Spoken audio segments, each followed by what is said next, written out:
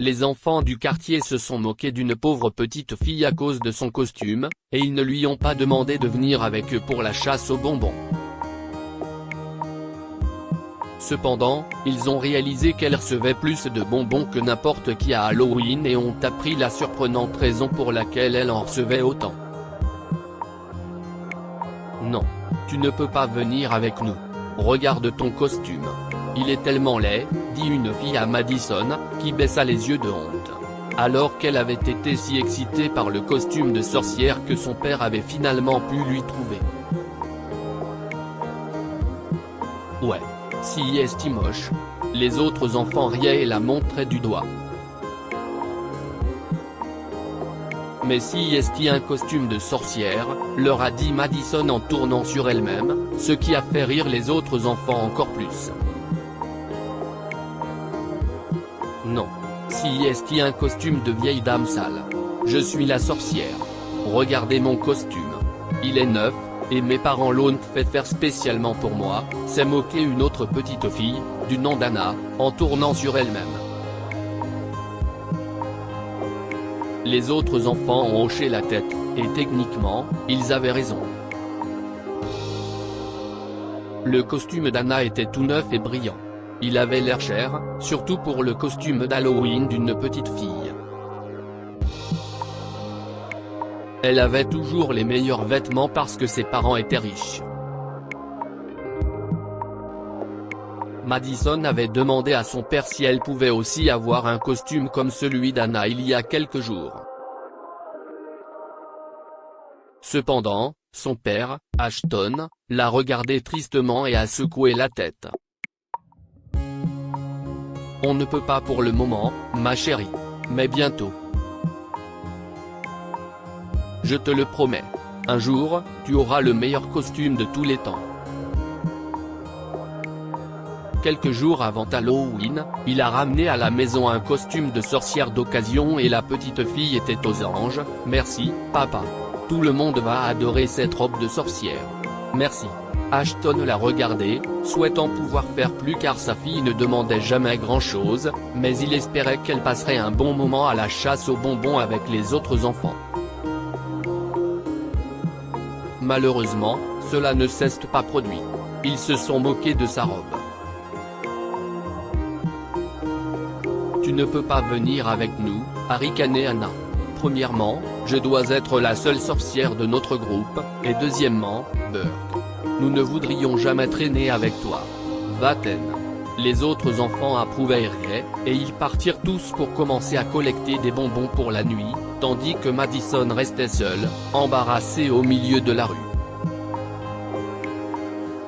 Au début, la petite fille a pensé à demander à son père de l'emmener parce qu'il avait été si heureux de lui avoir acheté son costume, mais elle ne voulait pas qu'il sache que les autres enfants ne l'aimaient pas, alors elle a décidé d'aller faire la chasse aux bonbons toute seule.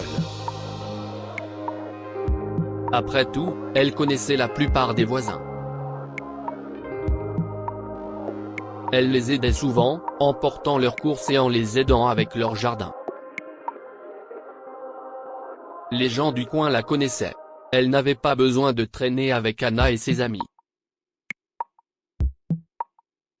Il ne compte pas, se dit la petite fille en levant un peu le menton en signe de défi, et elle s'est mise à marcher. Elle a vu le groupe d'enfants qui recevaient des bonbons chez Madame Vaughan, et quand ils sont revenus sur le trottoir, Madison s'est approchée et a sonné à la porte. Des bonbons ou un sort, a-t-elle crié à la vieille dame, qui a souri. Oh, hey, chérie. Je suis tellement heureuse de te voir. J'adore ton costume, dit Madame Vaughan. Tu es la plus jolie sorcière que j'ai vue ce soir. La femme âgée lui a donné des tonnes de bonbons, et Madison a souri avec joie. Elle est allée à la maison suivante, puis à la suivante, en s'assurant que les autres étaient partis avant de sonner à la porte, et a reçu des compliments des adultes. Elle en a tellement reçu que son moral est monté subitement en flèche en recevant autant de bonbons. D'ailleurs, elle pensait que le groupe d'Anna ne l'avait pas remarqué, mais c'était faux. Lorsque Madison a atteint la maison de Monsieur Ferguson, le groupe lui a tendu une embuscade. Mr. Ferguson.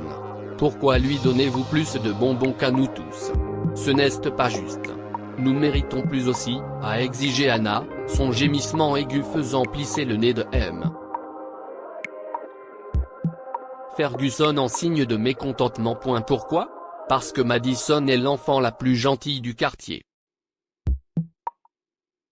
Elle est serviable. Elle est amicale. Elle dit bonjour à tout le monde, et contrairement à toi, petite Anna, elle n'exige rien.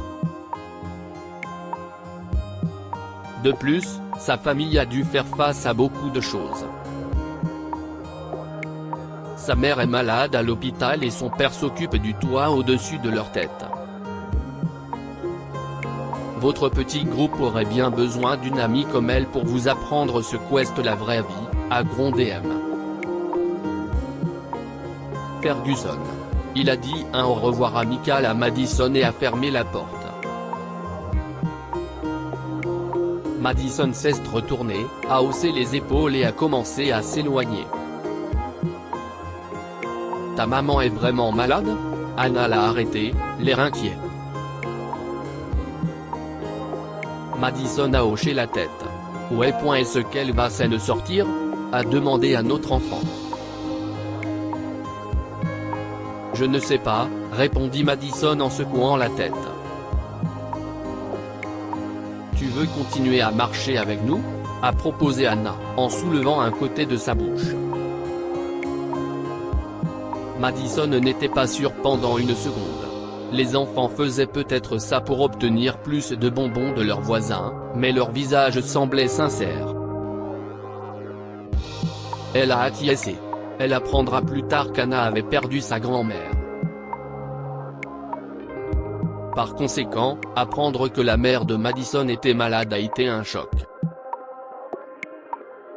Ils lui ont tous demandé de marcher avec eux pour se faire pardonner leur attitude de tout à l'heure.